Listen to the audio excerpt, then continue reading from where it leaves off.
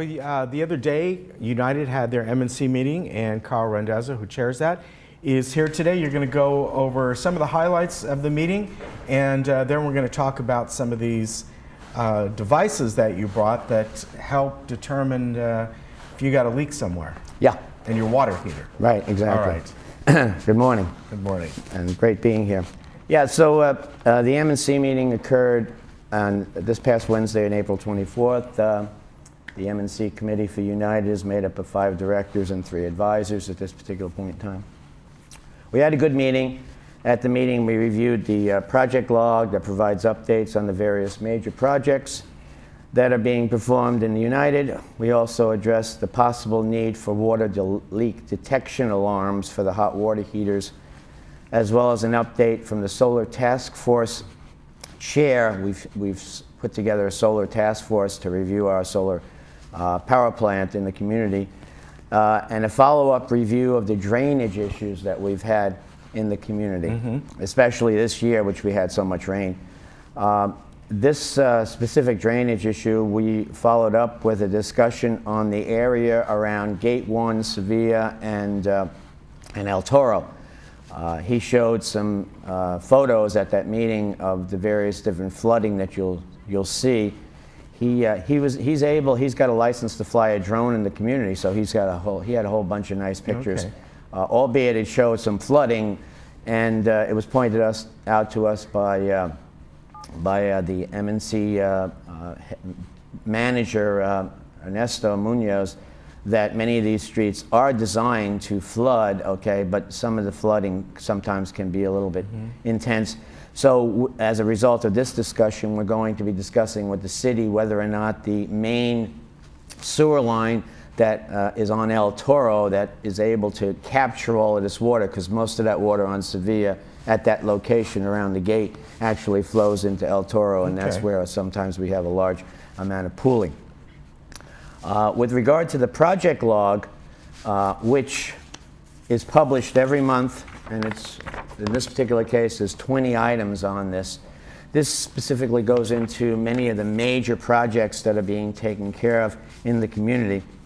And I'll just cover a couple of things that we discussed at the meeting. Shepherd's Crook fencing, each year we're anticipating upgrading the barbed wire to this Shepherd's Crook fencing 1,500-foot lengths or thereabouts, plus or minus. And in this particular year, we're anticipating doing an area along El Toro Road adjacent to the area that we did last year. Okay. And at the end, we'll be doing about 21,000 feet, linear feet of fence. So it's a long project. It's not going to take 1 year. It's a multiple year project because of budgets, because of time restraints, and what have you. We are continuing to work with our exterior paint program. So each year, the buildings is on a rotation of 10 years. So every 10 years, that building gets painted. And right now, we're continuing on that program. We're continuing on our waistline remediation program. That's whereby we're putting epoxy in the waistlines to mitigate any failures of the pipes so that they'll have leaks into the units. And then we're also looking at common wall replacement, and this is an important point I want to bring to everybody because I do a lot of walking around the community. A common wall basically is a block wall that you see that is used to terrace certain things, or to basically, where you might have a slope, they put a wall there instead, and what have you. So in that particular case, sometimes they work very well and they look fine and they last for a long time. But in certain cases, okay, where there's been a lot of water or there's been a lot of heaving as a result of various different water in the soil itself, you'll see that they're starting to get some cracks in the wall. Now, cracks are anticipated because they're block walls mostly.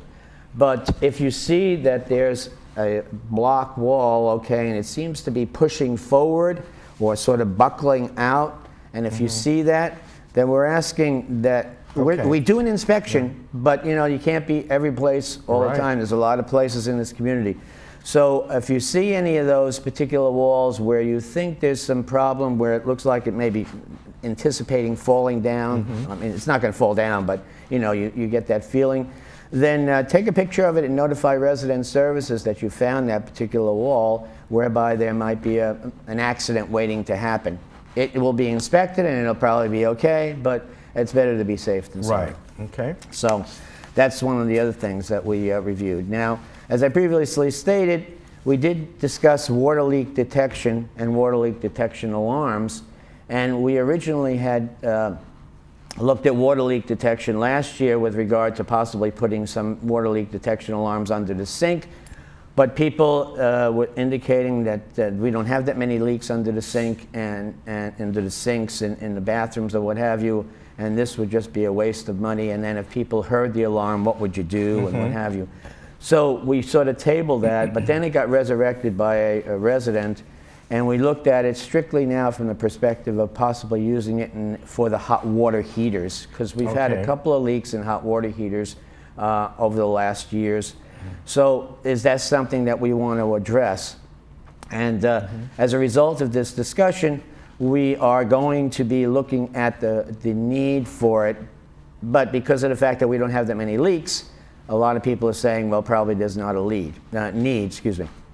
So first, let me say that hot water heaters in United, as long as they've been not relocated or modified by the residents, are the responsibility of United. And if they are our water heaters, they are changed out every 10 years. So if you look at the photo there, in the photo there on the wall, Right. you'll see what I have installed on my hot water heater. That happens to be my hot water heater. It's in an enclosure. And you'll see at the bottom of that hot water heater, there's what they call a pan. And that pan is there to catch any leakage from that hot water heater. Now, most of the time, if they fail, they fail with some corrosion that causes leakage into that pan. But sometimes they fail catastrophically. It doesn't happen very often, but it does happen on occasion. And since those pans, since that hot water heater can be under the pressure of 60 to 100 pounds from the municipality, okay, that's a lot of pressure.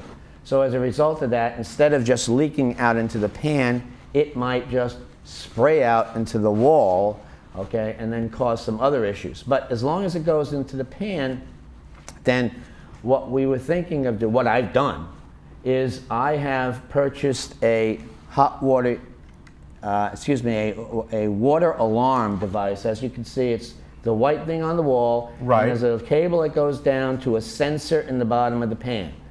If that sensor sees any water in that pan, it alarms. And this alarm, a lot of people are saying, oh, these alarms are tinny. They don't really make that much of noise. This one here, Right. it makes a lot of Yeah, noise. it does. I like this one, and I purchased this one. And I purchased this one because I'm anal retentive. And I'm an engineer by trade, so I always like to be safe than sorry. It does, I have to say though, it does sound like a smoke alarm. Yeah. So somebody in the middle of the night, they're going to be thinking first the smoke alarm's going off. And the thing right now is maybe, but at least they'll be checking other things, okay? So the thing right now is this one is the one that I purchased, okay? There are others. There are others that are self-contained. These, you can replace the battery. Right. These, you cannot replace the battery. And these are the other types that are available. These are a lot cheaper. Yeah. This one in Home Depot is $14.50, okay, and on Amazon is $12.50. I don't have any stocks in this company, so I'm not looking to looking to sell these things. I just happened to do some research and I decided to buy this one. And on this one here, since there's a 9-volt battery, I usually put a little tag on the thing, tell me when I need to change out the battery. That's as frenetic as I am. Okay. So, but anyway, so that's where the installation is of the alarm. Now, the thing right now is, okay, let's say, for instance, you have this alarm and you buy this device and then all of a sudden you hear the alarm go off, and then you open the door to your cabinet where your hot water heater happens to be, and you see water in there, and you say, okay, what now? Well, now the next thing is the important part, whereby there's another photo that it shows that there is a valve Right. in the line. Now, in my case, the valve is located above the hot water heater. Not everybody's is the same, okay? And you'll see that that valve over there, the photo that's on the right-hand side, that's the valve. It's called a quarter-turn ball valve. Very easy valve. It's not anything that you rotate. If you have arthritis, you say, oh, I can't grab onto the valve. This one here, you can just get with the palm of your hand. And as you see it there, it is in parallel. The handle of it, Yes. which is blue, is in parallel to the pipe. And when it's closed, it's perpendicular to the pipe. So, and it only goes 1/4 turn. So you grab it, or you don't even have to grab it if you have problems with your hands, and you just push it. And when you push it, it will Right. close in 1/4 of a turn, and that relieves the pressure that's going to the hot water heater. And as I say, the hot water heater can be under 60 to 100 pounds. Now, in many instances, that's not going to stop the flow of water, but it's not going to have the pressure there anymore because the pressure will dissipate as a result of the leak. Right. So we wanted to make people aware of the fact that there is that valve there.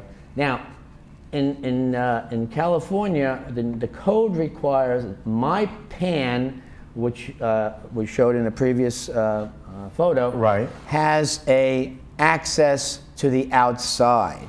So as a result of that, when water does go into the pan, it will then flow out through a little drain line that's in the side of the pan and go out to the street and flow out the door. So Right. hopefully we won't have much water damage, if any. Some of the pans, however, do not have access, like some of these units, whereby you're not close to an outside location. Right. So as a result of that, the pan is self-contained. If it's self-contained, that means there's no drain line going to it, which means that it'll just fill up. And what they do in that particular case, California code requires that we install an automatic valve in addition to the manual valve. Okay. So when the sensor, like you see there for my alarm, this sensor is attached to that valve, the automatic valve on the self-contained units, it will automatically shut that valve. Again, that valve now shut and prevents the water main pressure from continuing to be in the unit. But there's still remaining pressure in there as a result of the fact that there was water in there. Plus there's the gravity, so if you have a leak on the bottom of your water heater, then you still have the contents of that hot water heater. Right. So the best thing to do, let's say in conclusion, the best thing to do is if you have an alarm and you hear the alarm, open the door, close the valve. If you have one that's self-contained, the valve should already be closed. I would anticipate, and I'd close the other valve also, because you have usually a manual valve with an Right. automatic valve. But then the next thing to do would be to call resident services and see that you have, say that you have water in your pan. And that's whether or not you see an alarm, you have an alarm, or you don't have an alarm. Because at this particular point in time, the fact that you have water in your pan means that there's a problem. Right. And that means the first thing that I would do is shut that valve and call resident services and say you have a leak in your hot water heater. Okay. And that's the show and tell for today. All And right. if anybody has any questions, contact the M&C committee. But at this particular point in time, I think it's rather simple. But you know, I've been an engineer for 45 years, so you know, that's the way I think. So. Yes. All right. Very good. And these are available at home centers, Home Depot, That's and correct. such. And Right, if exactly. the main one you have here is about $15. So obviously the other ones are a lot less. Oh yeah, the other ones are definitely a lot less, and they have a self-contained battery. So Right. and by the way, this one is really easy to install. You can either put a command strip on the backside and just put it on your wall, or you can just hang it like a picture. Okay. So, and then you stick that in the pan. You're done. You're done. Very good. Thank you, Carl. You're welcome. Appreciate it. You take care of yourself, Take care. and we'll be right back. Okay.